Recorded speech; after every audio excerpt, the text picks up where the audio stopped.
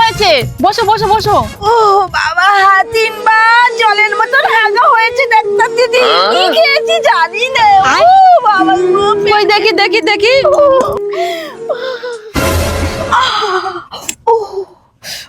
अबे साले।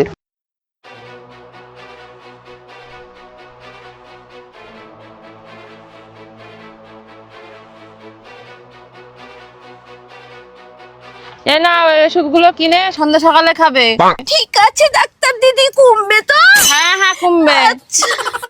A few moments later.